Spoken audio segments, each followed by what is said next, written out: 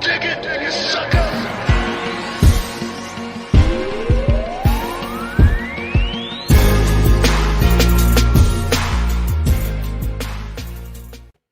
Boom! Welcome inside the Hall of Fame, y'all. I'm Booker T, 6-time world champ, 2-time Hall of Famer. Got my man Brad Gilmore here with me. And guys, we are coming off of a roller coaster of a weekend. But first and foremost, how you guys doing out there? Bradley, how you doing, dog? I'm doing good, Book. I'm excited to talk about, that UFC card from this weekend. A lot of stuff going on in the world of sports, but make sure y'all shout out where you are in the chat right now, wherever you are watching us from around the world, because we're a global show. Let us know where you are. We will highlight you on the stream here this evening. But I'm ready to talk about all things, Book. But how was your weekend? I know you said you played a little golf and you hit pretty well. Man, I got a chance to hit the links, and I worked on my game, a few things that I have been practicing, actually. I've been taking golf lessons, and stuff that I actually practice actually came to fruition out on the golf course, man. And man, I had such a great round. The last hole, though, man, just put me back in place, though, and let me know that I still got a whole lot of work to do. It was par 5.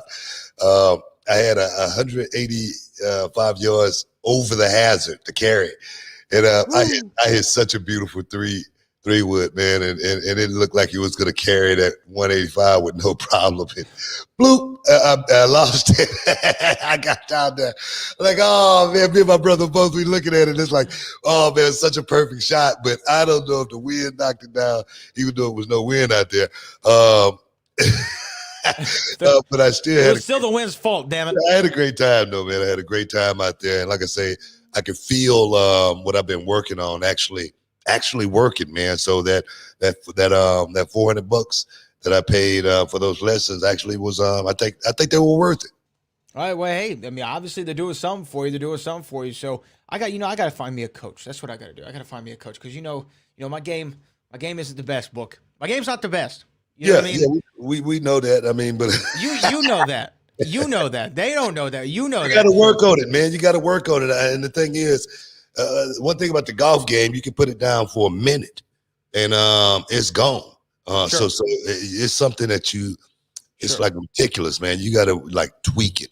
You got to tinker it. You got to work on it all the time. Sure. The little bitty things for me was the chipping around the green.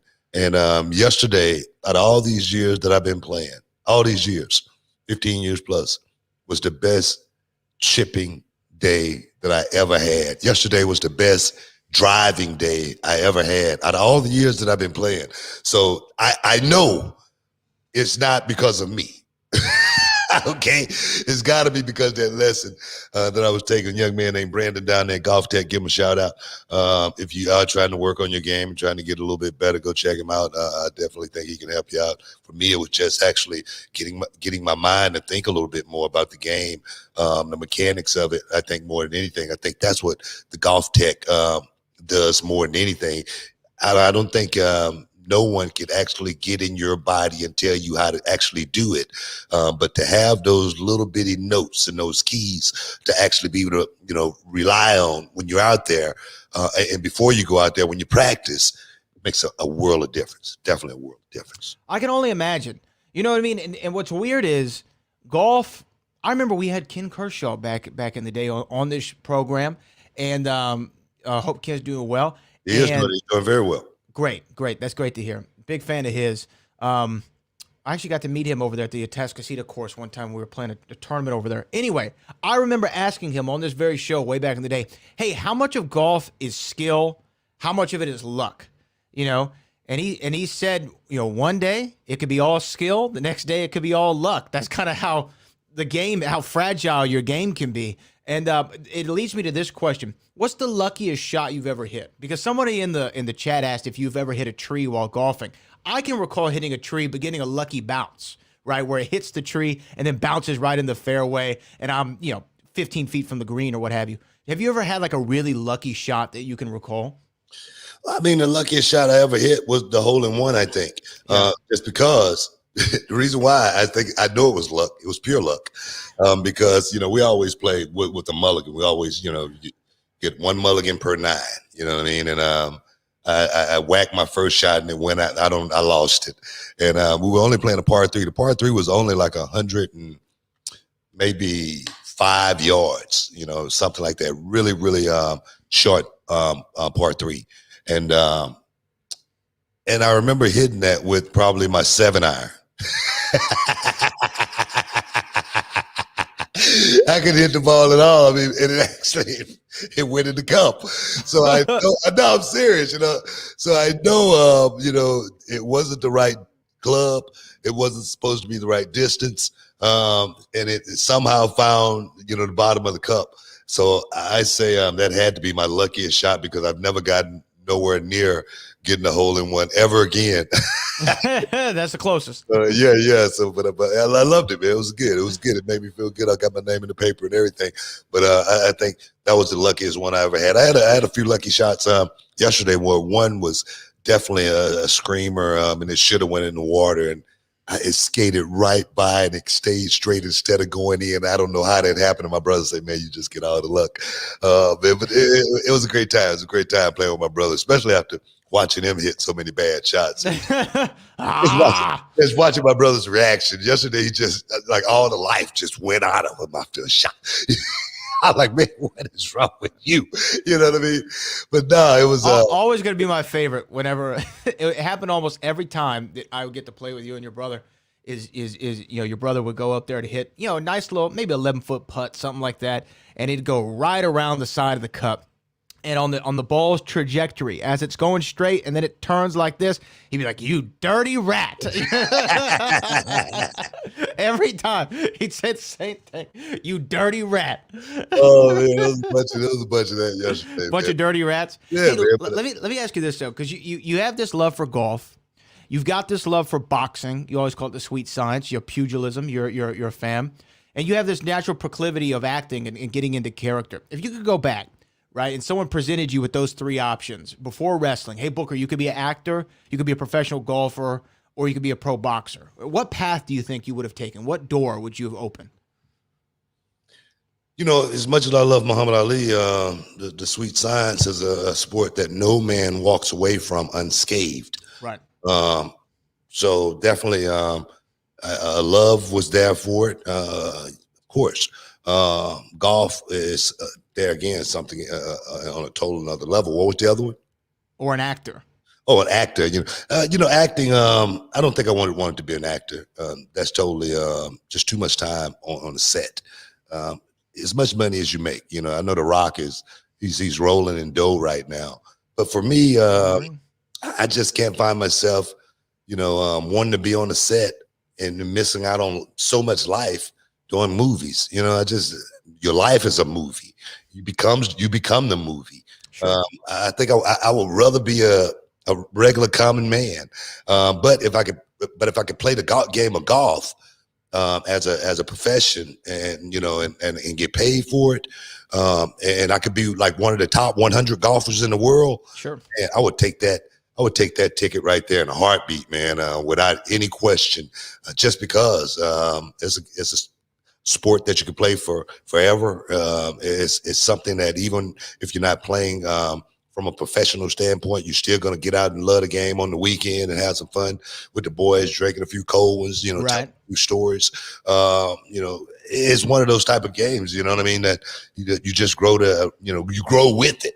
You know what I mean? You grow old with golf, you know what I mean? And like I say, to get the money I think the purse in the last major tournament was $11.5 million. Wow. Okay. Game of golf. Okay. 11.5. Let me say that one more time. $11.5 million was the purse. I think in the Masters, which is, ain't chicken feed. And then just say, for instance, if you become a Tiger Woods-esque like player, do you know they used to pay Tiger Woods $5 million just to show up? He didn't even have to win the tournament. Because they knew, You know what I mean? So that game, the perks, first class all the way, baby. Private jets, champagne wishes, caviar dreams. Guys, stick around. You're in the Hall of Fame. We'll be back and a memento. Hey, what's up, guys? It's Booker T, 6-time world champ, 2-time Hall of Famer, and this is for all up-and-coming professional wrestlers, male and female. You want to know the ins and outs, the do's and don'ts. You got a question, I got the answer. If you want to know how, join my masterclass. Go to realityofwrestling.com for all the information, starting on Thursday and every Thursday after that, guys. Don't miss out. Don't get shut out. And I know you can dig that.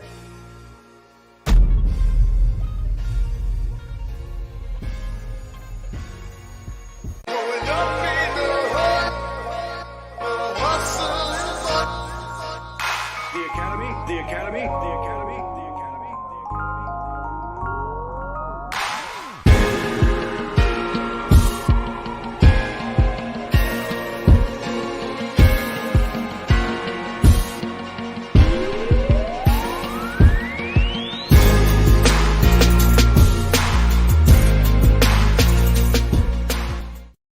Shoop! Welcome back inside the Hall of Fame, guys. We just rolling, but we got a whole lot to talk about today, guys. Inside the Hall of Fame. I mean, so much went down this weekend. Of course, UFC was a spectacle, an extravaganza. This may have been the best UFC card, perhaps from the prelims to the main event in its history. And I must say, guys, I'm gonna backtrack. Just last week, I said to ladies, man, I don't want to see these ladies go out there and beat each other up. But I must say, man, if that's what a woman want to go out and do, do your thing, girl. Do your thing. I watched Rose Namajunas take on Wei Lee, and that right there, man. I respect Rose Namajunas so much, just because I was listening to her talk, and she said, the reason she shaved her head is because, it ain't time to look pretty. It'll be a time for that, but right now this is a fight, and I got to put myself in fight mode. To watch Rose tell herself, before the fight started, I'm the best. I'm the best. Such a great moment. I'm the best. That right there, man, I got goosebumps right now just thinking about that moment when Rose was talking herself into the fight, telling herself that she is the best after, taking some time off and now stepping back in the picture and then putting herself right back into, prime fashion. Thing is, after, her last fight, I said I didn't think Rose Namajunas was, fully back. But man, the technique that she showed, the patience that she showed, the timing that she had was there again, extraordinary. And big props to Thug Rose Namajunas for becoming a new UFC champion. Yeah, UFC strawweight champion, back at it. Now, I'm like you. I was overly impressed with the entire card. And remember, I think that both of us, I like the 3 title fights. Obviously, that's enough to be excited about. But I think overall, we're like, okay, the card's like cool. It's kind of, we'll see which way it goes. It felt like it might be a little predictable. And this card was nothing but unpredictable in every fashion, except for maybe Shevchenko. I didn't see any of the night going the way that it did. Now, the first, do we want to start with the first 2 fights? Like, where do you want to start with this thing? Because there's so many stories. I want to start with Cowboy Oliveira and the Rude Boy. Yeah. I tell you, man, Cowboy Oliveira is a bad dude. I didn't know a lot about Rude Boy. But I tell you, man, the fighters in the UFC is so many of them that's so dynamic and so diverse in so many different arts. It's unbelievable. So the card was it really was all over the place. The Chris Weidman fight, that fight right there, of course it was over before it started with Uriah Hall, but that's a fight that we was talking about. What does Chris Weidman have left in the tank? Where is Chris Weidman, at this stage of the game? after, going all the way to the top, that descent, boom, it seems to be so fast, with inside the octagon. Right. And boom, now I was just looking at him a little while ago. He posted something on Instagram. Surgery went fine. He's going to be out of training for 6 months to a year. I think it said he was going to be like 8 weeks or something like that before he could, put the crutch down.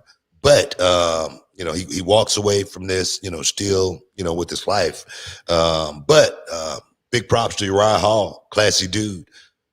Had nothing but good things to say, and hope that Chris Weidman got back, fully 100%. And, they can run it back, sometime in the future. But big, bad, no pun intended, but a bad break. Yeah. Weidman. I mean, already a guy who we talked about last week on the show on Wednesday going into this card, somebody who, hadn't really done a lot in recent memory, lost more than he's won, trying to find his footing back in the later stage of his career. And who would have ever thought? Because the way that he broke his leg is such a lightning striking moment. It's like you never know when it's going to happen. You never know where it's going to happen. It's hard to predict. Who would have ever thought that Chris Weidman, who was the guy who was fighting the Spider Anderson Silva when Silva did the same exact thing to his leg in the same move with a low calf kick that was checked, the shins collided, boom, Anderson Silva's leg snaps. Yeah. Whoever would have thought in their wildest imaginations the same exact thing would have happened to Chris Weidman? I mean, just years later, it's so odd that happened. It was when I saw Chris Weidman leg trending on Twitter, right? I was a little late to the fights. I tuned in right after that.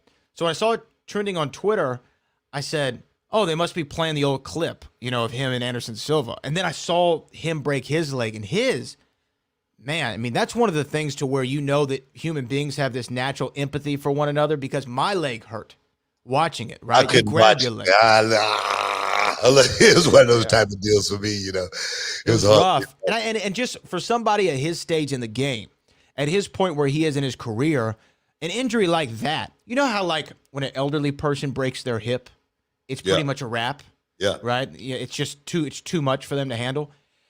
And I'm not hoping for this by any stretch of the imagination, but you wonder, a severe injury like that. 36 years old. At 36. So by the time he can even fight again, he'll be 37 plus, right? 38 plus. Yeah, right? I mean, so it's like, is that a wrap? I would hope not, but just for sake of survival. And, what? Like you said about the boxing game, you don't walk out of this unscathed. At this point, is that not a sign from God that you should maybe step back from this? I think it's a sign that says, it's pretty much, the time has come. But I'm almost 100% sure that Chris Weidman is not going to want to end his career in that method. Right? Oh, sure. Absolutely. Chris Weidman going to want to have at least one more fight, go out, standing up on his own 2 feet. And I think the only reason he would do that is because that's what fighters do. Fighters just don't throw in the towel and walk away from the game. And I say that because I look at Anderson Silva. His break was just as bad. And, he's come back and he's had a few fights, since that break. So I'm sure Chris Weidman is going to want to come back. Maybe him and Uriah Hall do it all over again and put in the contracts. No leg kicks. Yeah. Just straight up stand up. Straight up stand, you know what I mean? Just boxing only, man. But that's the game, man. That's definitely the game, man. You are on top of the world one day, and in this game in mixed martial arts, it seems like it goes by. Career seems like it goes by quicker in the UFC than any other sport that I've watched throughout my whole lifespan. The UFC career seems to go overnight. For these fights. Well, I mean, it's the most violent sport. It's the most violent sport by far. Other than maybe bare knuckle, I don't know, but I think UFC might even still beat bare knuckle. You never know. But I think that with an injury like this, I know Chris Weidman wouldn't want to go out like that. But at some point, you would think his wife, his family members, his close friend, his coaches, his teammates might say, "Hey, man, I get it, But at some point, we got to put pride and ego aside, and we got to look at self-preservation. And do you want to risk going out there again and one, re-injuring the leg, or two, just not being the same person that you were? Because you've even said it before after you had your knee scoped, right? You didn't, I believe it was your knee scoped in WCW. When you went out there, you were real touchy about doing stuff on that leg, right? And as a fighter, let alone a pro wrestler, but a fighter, you can't have any of these second-guessing qualms in your head about re-injuring something when you're out there, because that could open you up to all kinds of damage. If you're thinking about, oh, don't put weight on this leg, next thing you know, you're leaving your chin open, and boom, you've gone to sleep. I just think for Chris Weidman, this should be a sign. Your legacy is intact. And the thing is, if Chris Weidman comes back and wins 2 or 3 fights, is it going to change how you think about Chris Weidman? No, it's not. No. It's not going to. But then again, I don't think. Excuse me. I don't think it's about us. Sure. I don't think it's about the way. I get that. When you how you gonna tell a man? How you gonna tell a man? How you gonna tell him that he can't go out there and do it like he did once before? How you gonna tell a man, hey, it's time to lay it down and let these young guys come up and just take over? How you gonna tell a real man, hey, that it's over? You can't do it. You can't do it. And that's what I'm saying with Weidman. You're gonna have to let this brother come back. Of course, he's gonna have to have to do some soul searching with his family. That's the only people I think he really need to try to please more than anything, as well as himself. Because one thing about this game, I was listening to Tom Brady talk, and Tom say, man, I'm doing it as long as I can, because once you walk away from this, you can't unretire. You can't come back and do it. There have not been one quarterback that's retired and came back to that position. I can't think of one. You know what I mean? And I think this is the same way. Once you walk away from this fight game, man, it's about your legacy. It's about the history, more than anything. And I think that's what Chris Weidman is looking for. Guys, stick around. You're in the Hall of Fame. We'll be back.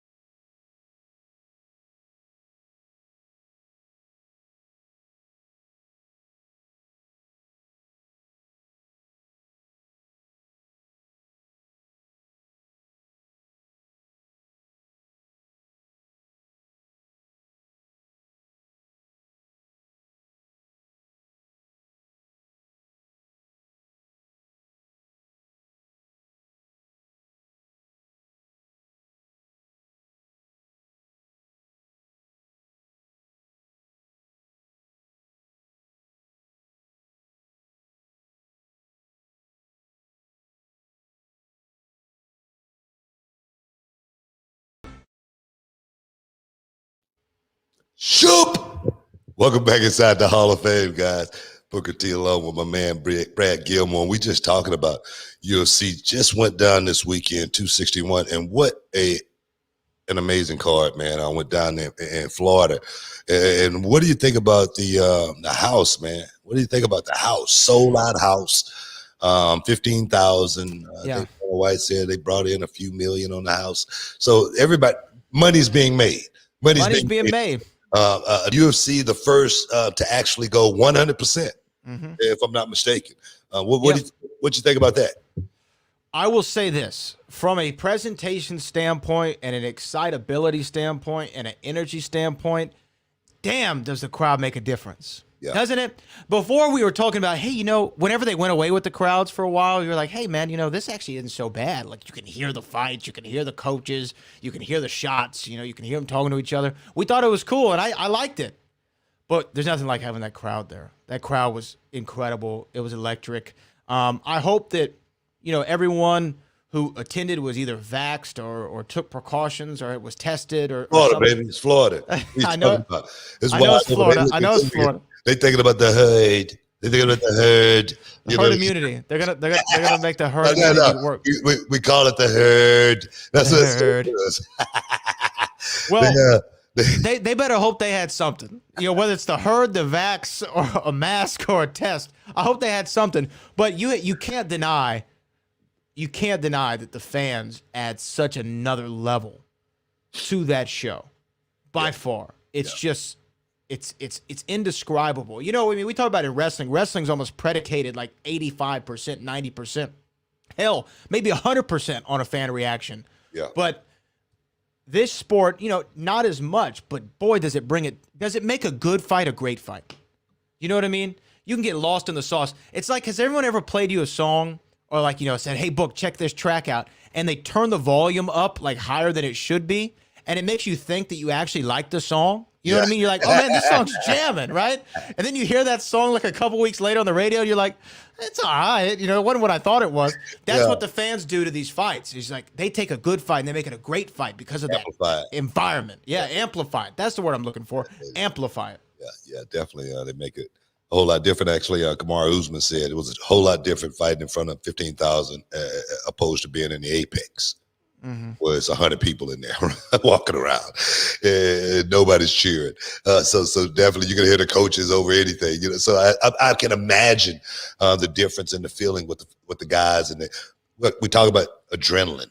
You know, I think you do need the fans there to actually get that full adrenaline rush, especially when you in a dire situation where you need to hear something to wake you up, you know what I mean? And sometimes the crowd ain't there, you can just fall asleep, even though a few people fell asleep at 261. We'll talk about that in a second, but what do you think about real quick, we were talking about the violent injury with Chris Weidman. RDAB comes in with a $10 super chat. We appreciate you, my man. He said, I agree that MMA is the most violent sport, but ironically, boxing is the most deadly because more boxers have died from boxing. What is the worst injury either of you have ever witnessed in wrestling? Now, the only thing I'll say to that is, although that might be accurate, I don't know of any documented cases of somebody dying from MMA. MMA is also 25 years old. Boxing is hundreds of years old. So you have more data, you have more instances, you have more fights for that to happen. I mean, sure, the UFC hasn't had their Dooku Kim moment, and I hope that they never do. I think they have had their Dooku Kim moments. They're just not talked about as much. Perhaps, but not in the UFC at least. Not in the UFC, but in martial arts. Maybe in lower level MMA. But as far as worst injury either of us have ever seen in wrestling, I guess I'll defer to you first, Booker, on this. It will probably be Sid Vicious. Yeah, doing the same thing that Chris Weidman did just Saturday night in a different fashion.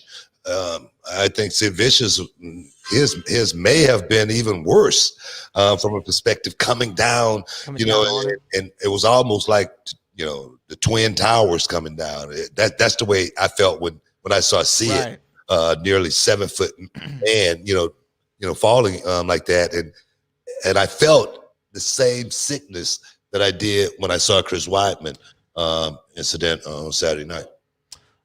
Yeah, I mean, that's got to be top of one of the worst wrestling injuries ever. I didn't see the Mick Foley ear thing. I didn't see the Vader with his eye out thing. I never saw those like close HD videos. But when Psycho I was there for the Mick Foley thing. Yeah, I was there. It was in Germany, but it was nowhere near horrific because you couldn't really see it. It was something that was so small. And if you wasn't, up close and personal, like for myself being in the locker room when Gary Micah Capetta walks in with Mick Foley's ear and say, I think this is Mick Foley's ear. And Mick Foley looks at him and says, "Baby." Yeah, I was there. But that was a bad one. Sid was a bad one. But do you remember when Sin Cara dislocated his pinky on Raw? That's nothing. Who cares about it? I'm just kidding. I do remember another guy by the name of Johnny the Bull Stamboli. Stamboli. He was wrestling the King of Hardcore in WCW, the Terry Funk, and he did a move, leg drop, springboard leg drop off the top rope to the floor, and I think he's messed up his scrotum. Everything. His brother was crying like a baby, man. He was squirming. Well, wouldn't you? He was squirming like a fish, man. And I'm like, in my thing, no, I wouldn't, because I wouldn't have had my behind on the top rope doing something like that. And that's what I was wondering from the beginning. I was like, wait a minute, this is not going to work out too well. But no, Yikes. those were probably the two most horrific, injuries that I've seen up close and personal in the wrestling business. Well, anyway, off injuries. I think you're about to talk about the Shevchenko fight. Yeah, Andrade's Jessica Andrade. I tell you, Shevchenko, she's bad news, man. She's great. I mean, she, of course, we know exactly what Shevchenko brings from a stand-up position, but we know what Jessica brings from a wrestling, grappling, jiu-jitsu perspective.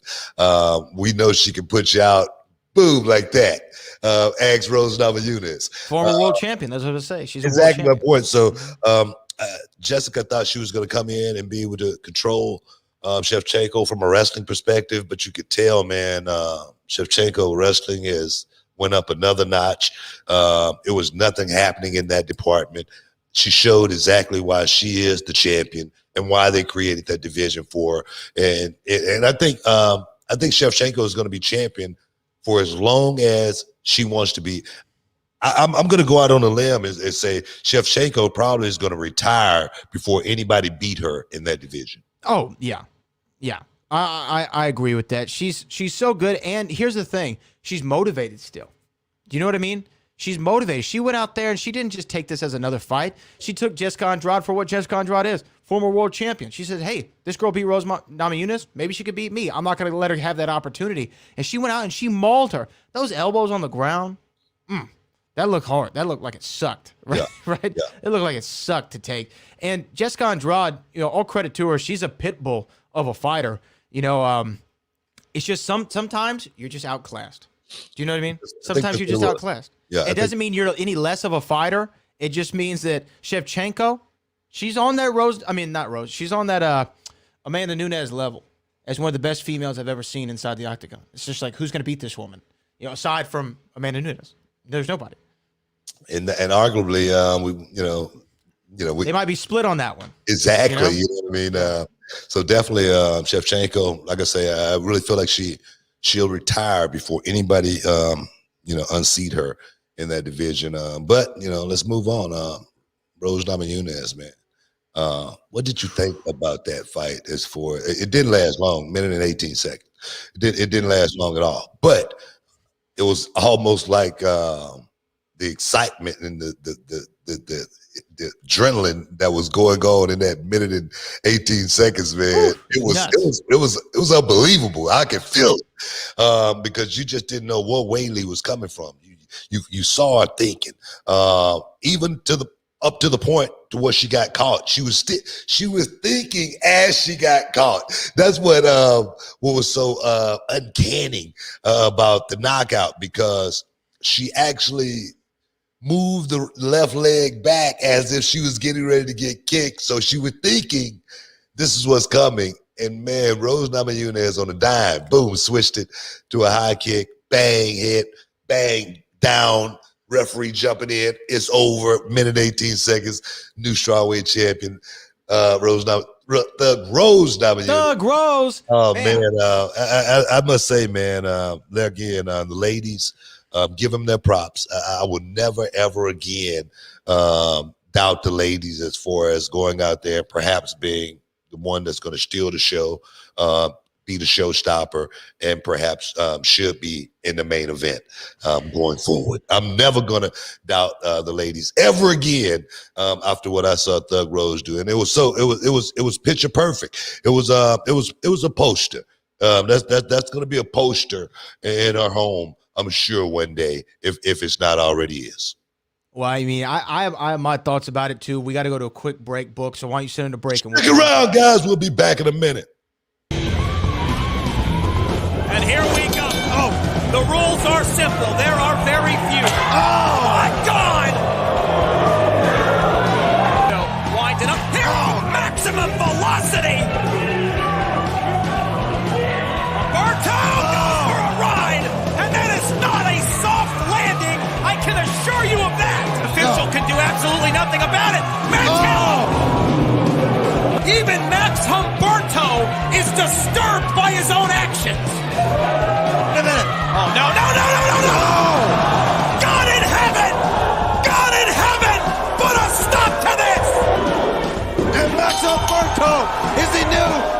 Wrestling Texas champion.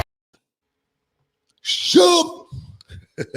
Welcome back inside the Hall of Fame. Quick one, quick break. I'm serious, man. I'm like, wait a minute. That break just went way too fast. I was still over here moving around. Hey, by the way, before we get into anything more, I want to shout out Reality Wrestling, the YouTube channel, almost 370,000 subscribers. Had that Rise to Wrestling Royalty Tournament, 5.5-hour live stream that went down. Booyah. Thousands of dollars raised from the people in the super chat. So we do appreciate everybody who stopped by for the Rise to Wrestling Royalty. You can be able to see the full show in its entirety here soon on the Reality Wrestling channel if you missed it. So it was a fun time. Shout out to everybody who participated. 23 matches. A lot of content there. I mean, UFC got back in action, man, at full capacity, 100%. Don't think that Reality of Wrestling, we ain't thinking about it. We just trying to make sure we are in Texas. We can go. It's not Florida. No, we it's can go. Texas. We can go right now. I mean, Governor Abbott, man. He said, man, all full steams ahead. I thought you were about to say something else. Oh, F y'all. Let's just we good. We all right. You know what's crazy though, and I gotta fact check it, but I read it. Huh? Governor Abbott. No, yeah. I saw though that like 3 weeks after the mask mandate was lifted, cases actually went down. Did you see that? No, I didn't. Yeah. Cases went down 3 weeks after. Now they initially went up the week after and 2 weeks after, but on that third week they had gone down. What was that all about? What was the call? People are thinking one, more people are getting vaccinated and are preventing it. Two, people are taking, some people just aren't taking the mask off, and restaurants are still making you keep it on, so they're not following the state order. But three, they are talking about the herd. What'd you do? The herd. The hood. They're talking about the hood. We call it the herd. They're talking about the hood. So you know what? If Florida can do it, we can too. Or RDAB with the $2 says Nuna and Valentino are what we thought Rousey was. Yeah, Okay, you know what? I agree with that. You're exactly right. You know what? I think Rousey was still great in her time. I don't think that quite that. I think Ronda Rousey was great at what she did. She just was ahead of the curve before most of the ladies in the sport. Sure. What I mean, the game was just a little bit higher, especially from a jiu-jitsu perspective, just because of that Olympic background. Mm-hmm.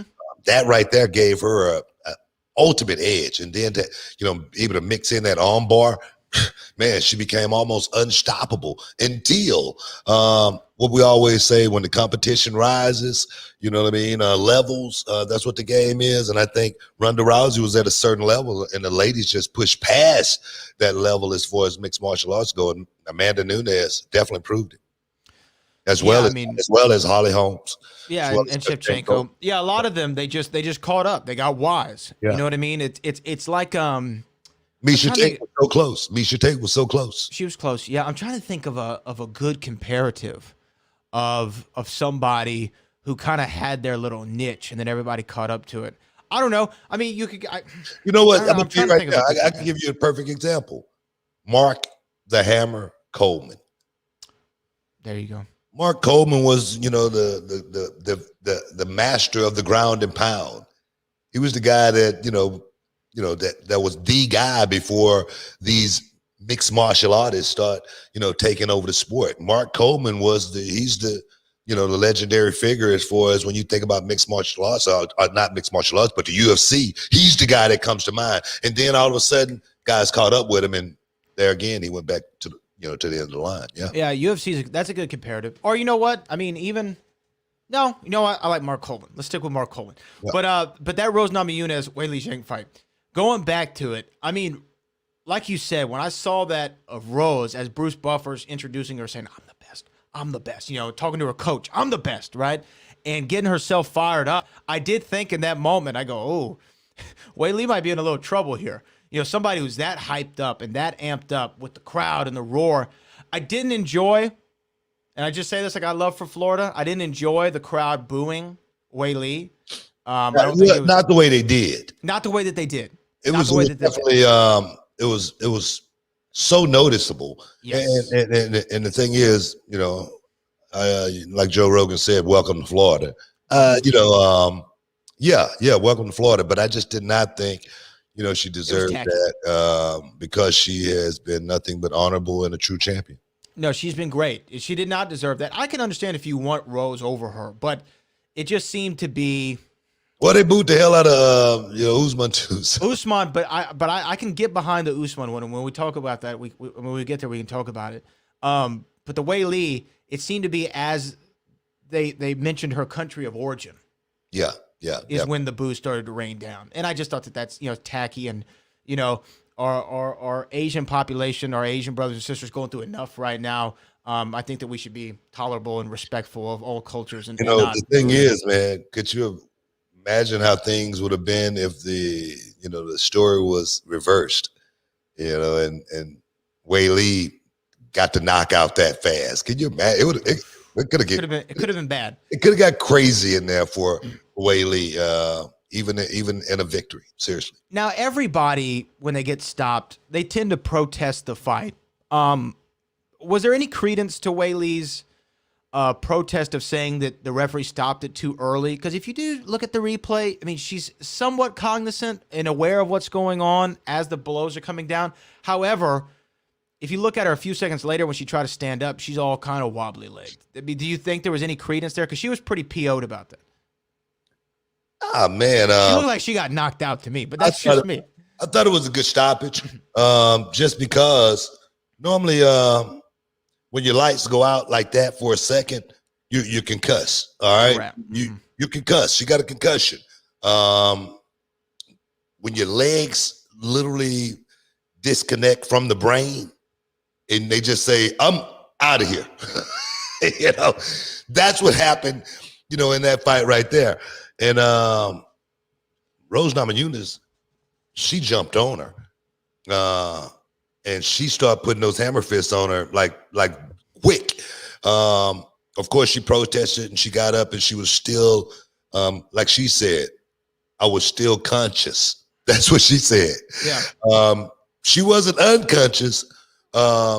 She was still conscious, but how conscious actually was she? That's the question, because the referee was having to hold her up. She was wobbly.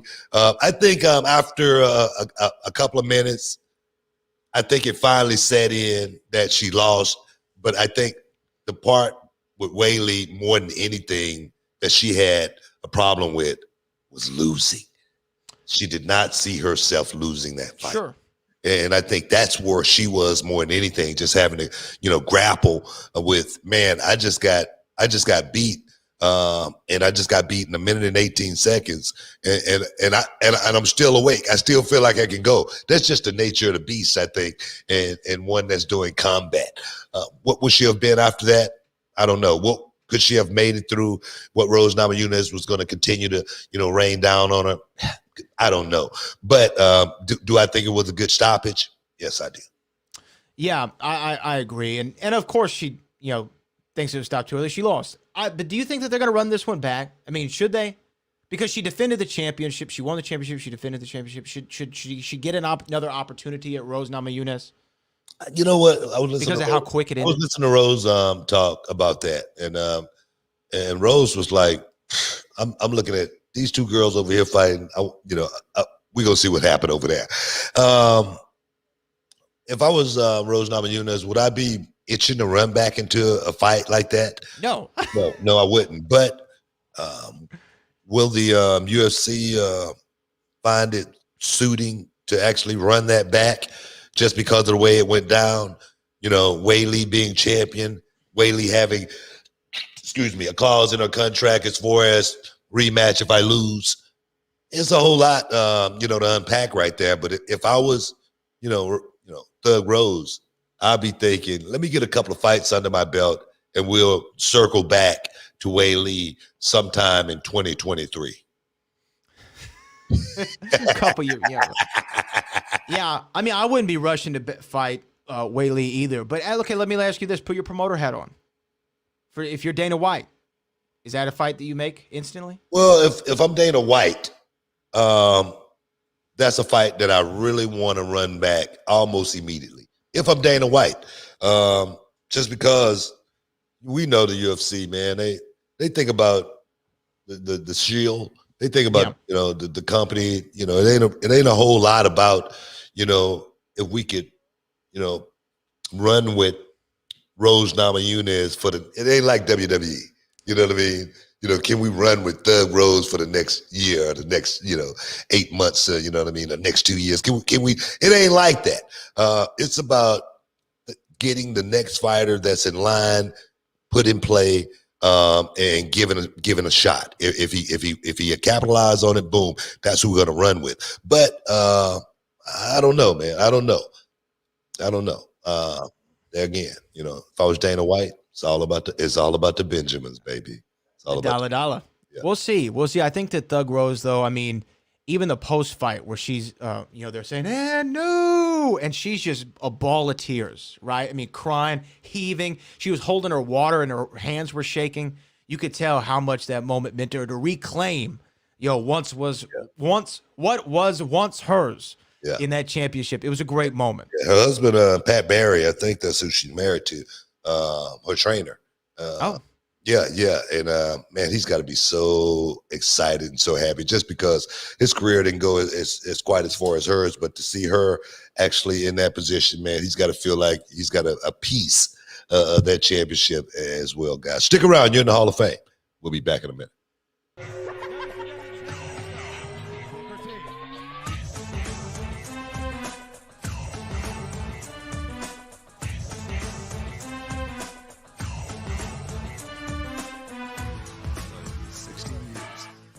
Almost at 20 years doing this. It's crazy. We've seen so much. We started just to, give young people a place to actually be able to get their foot in the business, the beginning, the right way. I always say, give them a springboard. The rest is going to be up to them. The ones that's got the talent, we're going to push them to the next level. But we never thought about, the promotion side until it actually happened. Give Kevin Bernhardt, so much credit. Because, Kevin been here, since day one, just like Abel been here since day one. And, Kevin, he realized how we started, when putting the video together and, it looked so bad. It was just the worst thing you ever want to see. But I'm serious. No, but we had to start somewhere, and we just kept going. Kevin just kept getting better and better and better. And I look at, just the packages, and everything that we've done here tonight. 16 years later, we have grown. Reality of wrestling has definitely grown. But I must say, it's going to get bigger. We said 2020 was going to be our year. Of course, the pandemic hit. But we still continue to build. 2021 is going to be that year for us. But we cannot forget about 2020 and the reality of wrestling. Male Star of the Year. And the nominees are...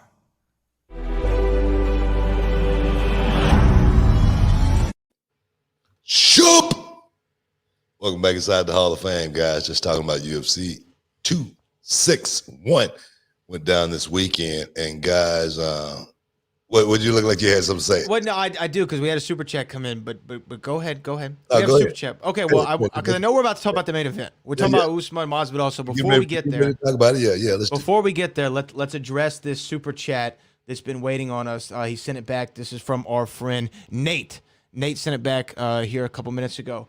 He said, what are your thoughts on Daniel Cormier confronting Jake Paul? Now, I don't know if you saw the video, Booker, but during the broadcast, Daniel Cormier made his way over to Jake Paul, who was front row at the UFC show, and the two started jaw-jacking back and forth, which led to Daniel Cormier aggressively pointing his finger in Jake Paul's face, which then led to Daniel Cormier saying today on his show with Ariel Helwani that he would fight Jake Paul in an MMA match, not in a boxing match, in an MMA match. What are your thoughts on the whole thing, Book? Yeah, I mean, an MMA match at 205. Let me be specific, but go ahead. At 205. That's funny. this is why I look at stuff like that, man. I don't know exactly what sparked it as far as Daniel Cormier going actually to seek out and find, Jake Paul and actually make all of that, effort to actually do that. Now, I'm like this here. If it wasn't a work, it makes me question, DC, because that's like somebody on Twitter saying something about me, and then I get so mad, me and that person get into a Twitter war. And then I want to find them and I want to have a fight with them. And this is just a fan. This is a guy on Twitter that's talking about me. I'm not going to give that person on Twitter, that 15 minutes of fame that he's looking for. I'm not going to be the guinea pig. I'm not going to be the one that, to jump. I'm just not. And I feel like if that's the case right here, DC just gave Jake Paul everything that he wanted. Why do you think he showed up there? To do exactly that. Exactly. He didn't show up to the UFC, 261 to just watch the fights. You know what I mean? This guy's an entertainer. He's a YouTuber. He's probably getting some stuff for his show. You never know. And for DC to actually take the bait and actually, confront a man to a fight, because, I don't know, I don't know. I just thought it was a bad look for DC, the commentator, to be looking to get into a fight with somebody after he'd retired. You know what I mean? That's just me. Now, if it's him wanting to do a deal with Jake Paul and get into one of these boxing matches, yeah, but don't call a guy, don't get into it with a guy and say, yeah, I fight him in an MMA fight when the guy's not an MMA fighter. He's a YouTuber. Daniel Cormier is not a boxer. No, he's not a boxer either, as far as a lot of these guys are talking about. So if he's not a boxer, he's not an MMA guy, why won't you get in the ring and fight him with boxing gloves on? Sure. That's my point. Well, here's my point. Daniel Cormier is bigger than Jake Paul in the sense of you've had your Hall of Fame career, your former heavyweight champion of the world, light heavyweight champion of the world, retired, a respected individual in the MMA community. You do not need to punch down to Jake Paul. You don't need a 24-year-old to goad you into stepping outside of your job. That's your job. Your job is the commentator now. Your job is not to have little auxiliary beefs with YouTube celebrities. You're Daniel freaking Cormier, DC, double champ. Don't get out of your seat for somebody like that. You did exactly what he wanted to, and Jake Paul, I'm sure, got 100 million views on YouTube from his side of the story. He's edited it. He's clipped it out. He's got a vlog out there. He's making money off of making you look foolish. And I have a lot of respect for DC, and I wish in the moment DC had more respect for himself and wouldn't have let a 24-year-old, I'm 28, and I wouldn't let a 24-year-old goad me into that. You know what I mean? Like I wouldn't do that. So Daniel Cormier is 42 or whatever old he is. Come on, DC, man. You got to be bigger than that. However, I understand. Jake Paul's a hateable guy. Trust me. He's a guy who you'd probably want to punch in the face if he was trying to get after you. But that's his gimmick. And you know what? You worked yourself into a shoot, brother. Bro, like I say, my sentiments exactly. I just did not see what was the in wrestling, we always looking for a payoff. Sure. Okay. When something happens. So somewhat like when the Undertaker confronted Brock Lesnar. Just thinking that. It didn't work out. Things didn't happen, didn't work out, but that's what it was for. Those guys were looking for a payoff. WWE, UFC fighter, eye to eye, standoff. What's gonna happen? That was for a payoff. You know what I mean? But this Jake Paul, Daniel Cormier standoff, it was nothing but to, give Jake Paul, like I say, everything that he was looking for at UFC 261. He got a bigger pop than anybody in the building that night. Yeah. Yeah, he did what. Look, man, he's a hot name right now. He's a hot commodity. People are talking about him. Daniel White's talking about him in press conferences. He's being asked about him in every interview that I saw leading up to this fight. Jake Paul's doing what he's supposed to do. Stay relevant. That's what you have to do. Especially when you're somebody who, let's be honest, he's got limited skill. He's got a ceiling as a professional fighter, right? He's got a ceiling. And I think Jake We would Paul, think, yeah, we would think. we would think. I mean, he hasn't beaten anybody yet. But I think that Jake He beat Paul, Ben Askren. who's not a boxer, who's a 40-year-old, out of shape, hip replaced wrestler. Hey, man, but he beat him, though. He beat him. He knocked him out. Okay. I mean, you can give him credit for that, sure. At least Ben Askren at one point of his career was a professional fighter and not the slam dunk champion from a decade ago.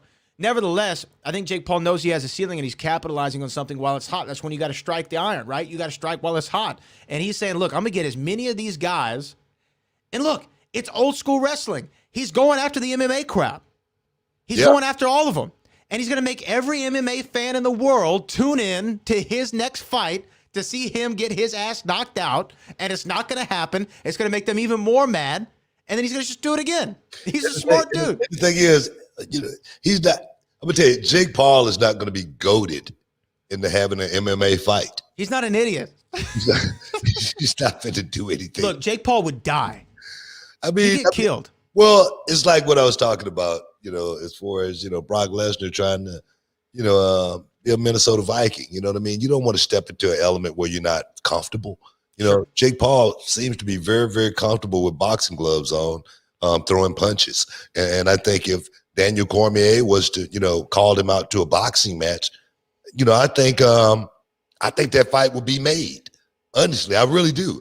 I think that fight would be made just because that would be the biggest money fight Jake Paul could ever, you know, think about producing right now in 2021 against Daniel Cormier.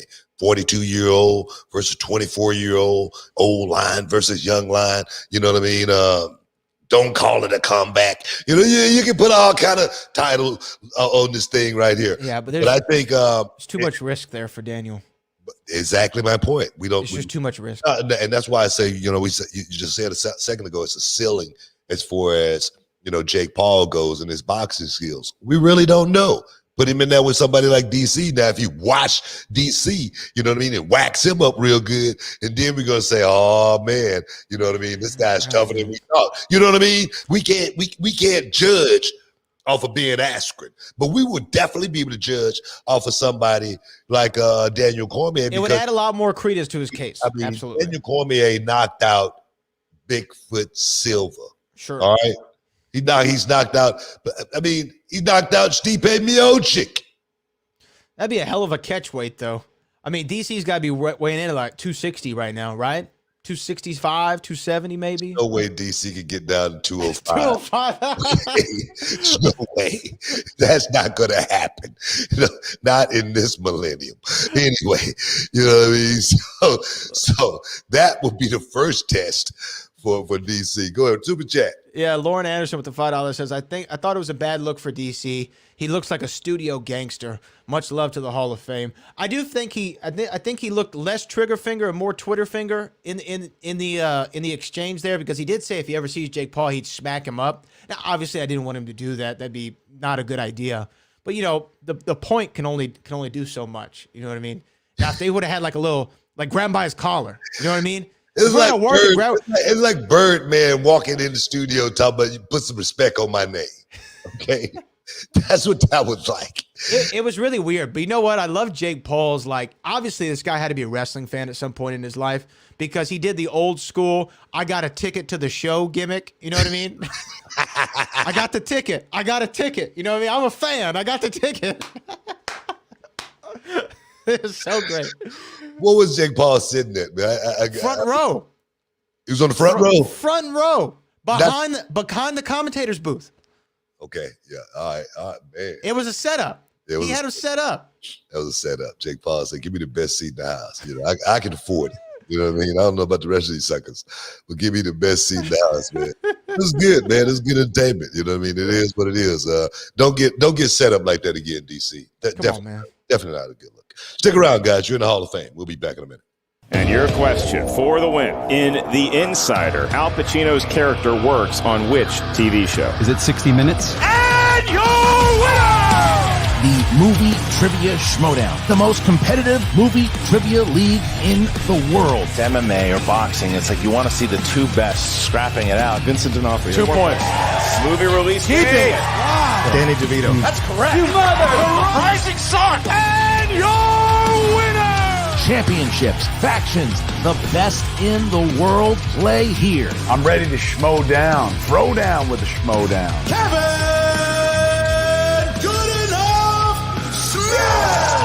This is why we play the Schmodown. The professional sports league of movie trivia. This isn't bar trivia. This is the movie trivia Schmodown.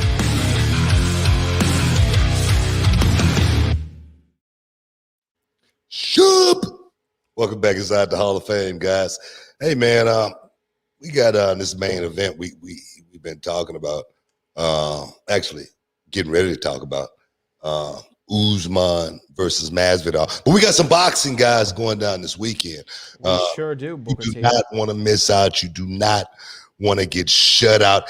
Andy the Destroyer Ruiz Jr., we know all about this guy, versus Chris the Nightmare Arreola, arguably two of the best Mexican heavyweights in the history of the boxing game, going to be squaring off this Saturday night, guys. PBC pay-per-view main event going down this weekend. Don't miss out. Yeah, booked. I mean, this pay-per-view is an all-Mexican boxing extravaganza with 3 pay-per-view undercard matchups featuring exciting all-action toss-up fights. Yeah, 2-hour prelim show on Fox featuring Cuban star. Guys, this guy's a sensation. Welterweight champion Arislandy Lara moving up to middleweight to face Thomas LaManna.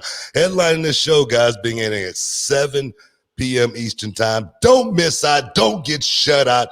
It's going to be one for the ages, man. One thing about the Mexican fighters, man, you can rest assured nobody's going to be moving backwards. Ain't nobody going to be dancing. It's going to be all business. No playing, no jiving, just business, guys. So definitely tune in this Saturday night, May 1st. I know one thing. I'll be watching. Yeah, I mean the pay-per-view starts at 9 Eastern, only $49.99. You can buy the pay-per-view now at foxsports.com/pay-per-view and watch on any screen of your choosing. That's this Saturday night, guys. Don't miss out. I mean, this is the Cinco de Mayo card. You know, this is the Cinco de Mayo. That's all I'm gonna tell you right there. It's always man, I used to love when Floyd used to fight back in the day. Cinco de Mayo is always a good weekend, man.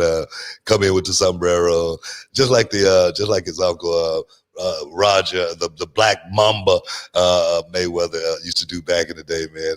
It's gonna be good. It's gonna be good. It's gonna be real good. Just like what went down this past weekend, Usman versus the BMF champion Jorge Masvidal. And man, I tell you, man, this fight, the build up to this fight right here, even though it wasn't like the Kobe Covington build up or anything like that, as far as a lot of trash talking on camera with each other face to face, but there was a lot of trash talking from Jorge Masvidal towards Usman, and I was trying to figure out where it was coming from. I don't know if he was trying to build himself up to get ready to go into that war, where it's almost like you got to make yourself mad at the person you're getting ready to fight. You don't want to like him. You know what I mean? You don't want to have to say anything good about him, because you want to have that dog when you step inside that cage. And me personally, I understand that. But he called Kamaru Usman a coward. Now, them right there, them fighting words. Sure. You know, especially when you ain't got no proof of your accusations. You know what I mean? Me being a coward, you know what I mean? Where does this come from? You know what I mean? Because I'm undefeated. I fought everybody they put in front of me, and I beat them all. Okay, so where does cowardness and that, you know, go together? Well, I just didn't get that right there. Him saying that, you know, he been in there with Kamaru Usman, and, you know, this guy didn't hit hard at all, you know. And then he said, the one thing that struck me, he said, it's really got to be hard to go through life knowing that you just can't knock a person out, you know, with your bare hands. It's got to really be hard going through life knowing that. That right. That's just, I like Jorge Masvidal. I like Jorge Masvidal. Me too. I'm a fan. That is a stupid comment. Yikes. That makes no sense at all. I got to feel a certain way because I can't knock a man out with my fist. That is what we call foreshadowing, ladies and gentlemen. I don't know what this is called. I think it's called being totally in another world. That's what I think. I mean, like I said, I like Jorge Masvidal. I'm rooting for Jorge Masvidal. Sure, me too. He's one of the guys that I always watched. Even his ascent before he was even top dog famous or anything like that. I was a Jorge Masvidal fan. But I tell you, man, I don't know. I could be wrong, but I really think that this star trip, this famous kick that Jorge Masvidal been on for this last 2 years, it went to his head, man. Silk pajamas, man. I feel that. I really feel that way. I could be wrong, but I've never seen. I've been watching this stuff for a long time. And I've never seen a guy come to the face-off and bring somebody with him. That's the first time that's ever happened. As far as bringing, just say for instance, Snoop Dogg with you, bringing a famous actor or whatever. I've never seen that before. And for Jorge Masvidal to pull that stunt right there and let me know that, man, this guy's drinking the Kool-Aid, man. He's totally not focused where he needs to be focused. Just that one move alone told me a whole lot about Jorge Masvidal's state of mind going into that fight against Kamaru Usman, a guy who's fighting for, there again, his little girl. You know what I mean? Putting food on the table, taking care of my wife. My dad's in prison, man, and now he just got out and he's at home and he's going to be watching this fight. It was a whole total different dynamics went in for the two fighters right there. And I just think that the hype for Jorge Masvidal, it definitely caught up with him. That's just my opinion, and I could be wrong. Well, I mean, I don't even think it's a controversial opinion because if we get to the fight itself, I think that I saw the overconfidence, perhaps, that you're describing with the you got to not read your own press clippings, right? I remember somebody said one time, you're never as good as they say you are, and you're never as bad as they say you are, right? And I think Jorge Masvidal walked into that octagon thinking that he was the BMF, right? I mean, I'm the baddest man on the planet. Nobody can touch me. Yeah, you beat me the first time. I only had 6 days notice, and I went the distance with you. Your fists felt like powder puffs. And here's the thing. I still thought Usman was going to win this fight. I gave Jorge more of a fighting chance, not only because of the only 6 day build to it before, but if you do look at that first fight, Usman was trying to ragdoll him and wear him out and do everything that he possibly could to get him out of there, and he couldn't get him out of there. So I said, okay, Masvidal's not going to get knocked out by this guy. He's going to take him to the ground, and the fight will probably go the distance if Masvidal doesn't finish him in the first, second round. And I saw, though, in that first round, a lot of bad warning signs. Every time that Usman would close the distance, hit him with that jab, and Jorge would just eat it, and not have his hands up, not even defend it, and then smile afterward. I said, not a good strategy there.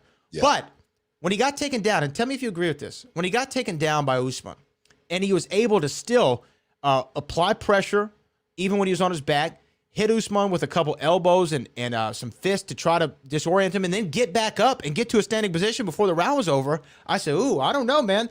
All that stand-up aside, that was really good from Jorge. He's actually in this thing. I looked at it, from a standpoint that he did the same thing the first fight, as far as being able to be really active on his back. He couldn't get up. He couldn't get up in that first fight. Time. Yeah. Mm-hmm. But I thought he did a lot of the same thing that he did in the first fight. The one thing I think a lot of people just don't give any credence to, and that's Usman took the fight on 6 days' notice as well. Sure. Now he's already in a camp, though, right? Yeah, but this is a guy that he's totally not preparing for. Right. It's a guy that's got a totally different style. This is a guy that definitely that can come in and can hit me with something that I haven't been training for. Sure. Usman came in with a broken nose in that fight. He walked in the octagon with a broken nose. He said he had a bunion on his right foot. And I don't know if you guys ever had a bunion before. You guys might be too young, but I'm going to tell you right now, it doesn't feel good at all. And for him to still say, I'm walking in, I'm going to defend my championship and then win, it wasn't in great fashion. But one thing about Usman, he said it time and time again, not here to, just entertain the fans. I'm here to create a legacy and to create that legacy. Like Floyd Mayweather, a lot of guys didn't like Floyd by the way he went out there and fought sometime, just because Floyd knew who he was fighting and how to approach that situation. And the approach to this situation may not be the way I approached the last fight when I knocked that guy out, because this guy's a little bit different. Okay. Right. And I might want to go the distance with this guy. So you got to understand the fight game and the fight plan. And there again, the legacy, someone like Kamaru Usman, this guy is, he's got one fight could literally, could kill it all for Usman. That's why this is perhaps the most dangerous guy in the division, just because of what he has to lose. What he has to lose, yeah, what he has to prove. Like you said, if you want to make a legacy for yourself as one of the greatest to ever do it, you don't have the option to lose, right? You don't have that option. You have to continue to push. He got 3 more fights that he has to clear. Actually, 2 more after this. 3 more. 2 to tie, 1 to break. If he does that, he walks away clearly. Perhaps with that GOAT label, especially in the, if nothing else, in that division. 170, yeah. Exactly. He walks away with that GOAT status above St. Pierre and all of them. And that right there, it's like for me, being the second black, to win the world heavyweight champion. It's history. It's something that's going to go down and live, throughout the history and annals of time. So totally. Stick around, guys. We got to take a quick break. We'll be back in a momento. This is Booker T World Gym Arena in Texas City, the home to the Reality of Wrestling Training Center. It's a 20,000 square foot facility with more than 50 full-time students and wrestlers from around the world. Inside the World Gym Arena sits a 9,000 square foot venue set up for weekly shows. From up top, 1-2 moonsault! Where our students showcase their skills in front of a live audience. What he's done here is awesome. He's created opportunity, and he's creating great talent, as you guys well know. In the back, a full weight room. 6 up! Complete with state-of-the-art equipment and personal trainers. There you go. 2 more. A full staff and office personnel. One more. Running the day-to-day operation. We have interview sets for TV production, promo classes, quarterly combines. We evaluate progression and team building. Referees, commentators, ring announcers, and live television production. At the World Gym Arena, we don't just teach you how to become a professional wrestler, but an elite sports entertainer. This is Reality of Wrestling.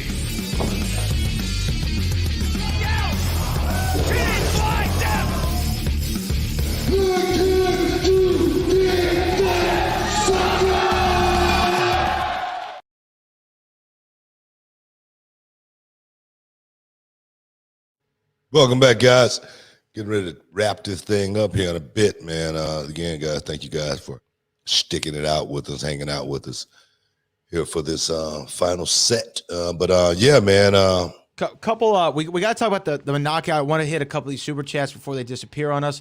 RDAB, is Usman the new BMF champ now? Kamaru said that he would put Jorge Masvidal in a coffin. So now do we call the dude George Game Dead Masvidal? That's funny. That's funny. And RDAV with another $5. Booker T plays golf after retirement. After retirement, I think Kamaru Usman should enroll in seminary school because he baptized the baptizer. Yes. Oh, man. RDAB is coming with it. Yeah, man. I mean, let's talk about that second round. No, man, let's talk about the BMF first. You know what I mean? That Okay. question right there. My thing is the BMF should have never been created. All right. The two guys that was fighting for the BMF. Now, come on. What do we think about the title now? Let's just say that. I think Jorge Masvidal said that Usman didn't even qualify to fight for the BMF because he's nowhere near that. You know what I mean? So I think that title right now is just a prop. That's all it is. I think that's what it was from the beginning. Well, I mean, but it came from a Nate Diaz promo. Well, it did, but it would have been if he wouldn't have showed up at the press conference with it. But don't you think that was probably directed by the company? Hey, bring that BMF title. I'm sure that was part of the promotion. Maybe not. Okay, but he was the one that was carrying it. So we think Jorge Masvidal brought it. He's the BMF. He's carrying it around like he's actually a champion. And then to go out and get knocked out in grand fashion. I've been watching fighting, for many years, and next to, I think, Manny Pacquiao knocking out Ricky Hatton, that was the hardest knockout next to that I've ever seen in boxing or MMA. I mean, his head looked like he was the Exorcist, and it was just spinning around. I mean, it was the hardest knockout. He was out cold. Sure. Immediately when he got hit. Mm-hmm. And it wasn't a lot of times you get hit on the temple and you lose your equilibrium, but you don't get knocked out. But when you get hit on the chin, it does something to the brain. It's almost like kill switch. And that brother was out. Even when Kamaru Usman laid those extra shots down on him, he was out. He didn't feel any of that. But he definitely set himself up for something like this to happen to him just by the way he walked into this fight. Everything was all smiles. He thought he was going against Ben Askren again. He thought it was going to be a cakewalk. He had so many people in his corner. He had a whole city behind him in Florida, at home, in your backyard where you grew up at, in the backyard fighting game, and then go out and get beat like that. One thing Kamaru Usman said that was definitely true, and a lot of people never thought about it. They were just, wishful that Jorge Masvidal had resurrected his career. But Jorge Masvidal has 14 losses on his record. Yeah. Okay. He has 14 losses on his record, stepping into an octagon with a guy who has 0 losses on his record. I think Kamaru does have 1 loss. Well, I'm pretty sure he has 1 loss before UFC. In the UFC. Oh, yeah. No losses in the UFC.